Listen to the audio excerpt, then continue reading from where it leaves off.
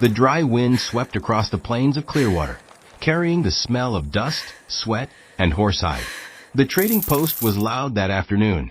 Cowhands bargaining for grain, merchants shouting prices, gamblers cursing their luck inside the saloon.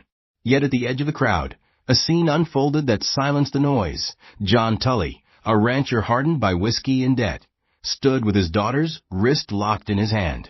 Sarah Tully was no more than 20, her dress faded, her face pale from years of labor and sorrow. She kept her eyes on the ground as her father barked above her like a man selling livestock. "She's strong, knows her way around a farm, and don't eat much," he declared, his voice thick with drink. "A man'd be lucky to have her. I'll take coin, cattle, whatever's fair." Laughter rippled through the crowd, uneasy, mocking, shameful. Sarah's cheeks burned, though her father didn't notice. To him, she was weight to unload. Among the crowd stood Luke Marston, a trail-worn cowboy with dust on his boots and fire in his eyes. He had come only to trade horses, but what he saw twisted his gut. He stepped forward, voice calm but cutting through the murmurs. "She ain't cattle, mister. And a man who'd sell his own blood's worth less than the dirt under my boots." The crowd went silent. John Tully's face darkened. "Stay out of this, cowboy. You want her? Put down coin like the rest." Luke's eyes dropped to Sarah. For the first time she lifted her gaze, and in those tear-brimmed eyes he saw both fear and a flicker of desperate hope. That look made his decision. He pulled a pouch of silver from his coat and tossed it into the dirt. "There's your gold," he said flatly. "Take it. But hear me, I don't buy women. If she comes with me, it'll be her choice." The crowd gasped. John dropped to his knees, scrambling for the silver like a starving dog. Sarah's lips trembled. She hesitated, then stepped forward, her arms slipping free of her father's grip as she walked toward Luke. Outside the post, Luke mounted his horse. Sarah stood at the hitching rail, unsure, clutching her shawl. "You don't have to follow me," he said gently. "But you don't have to stay with him either." She looked back once, saw her father on his knees clawing at silver while the crowd mocked him, and something inside her broke free. With trembling hands, she climbed onto Luke's spare horse. Together they rode into the wide open plains, the trading post shrinking behind them. The silence of the ride stretched long, broken only by hoofbeats and the whistle of wind through sagebrush. Finally Sarah whispered, "You shouldn't have interfered. My father, he'll come after us." Luke's jaw tightened. "Let him. I've faced worse than a drunk with debts. You deserved better than what he tried to do." Her eyes softened. "All my life, I've been told I'm worth nothing. But when you looked at me back there, it was like you saw me." He wanted to tell her that he had, but the words stuck in his throat. So he simply nodded, and they rode on beneath the sinking sun.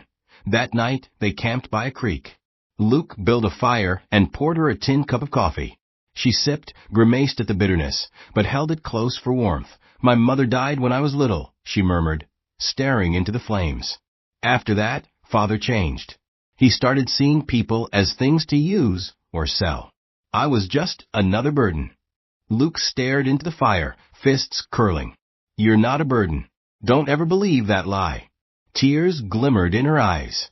"Why would a man like you care?" He shifted, voice low.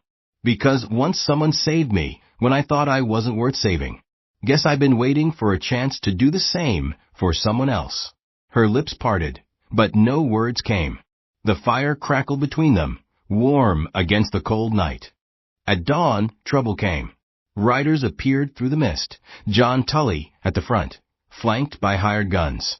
His face was twisted with fury and greed. "That girl's mine," he roared. "She comes back with me, or I'll put you in the ground, Marston." Luke stepped forward, revolver resting loose at his side. "She ain't yours, John. Not anymore. You sold your right the moment you put a price on her head." The hired guns shifted nervously, waiting. Sarah's hands shook, but then she stepped out from behind Luke. Her voice rang clear across the valley. "I'm not cattle, Father. I'll never belong to you again." Her words cut deeper than steel.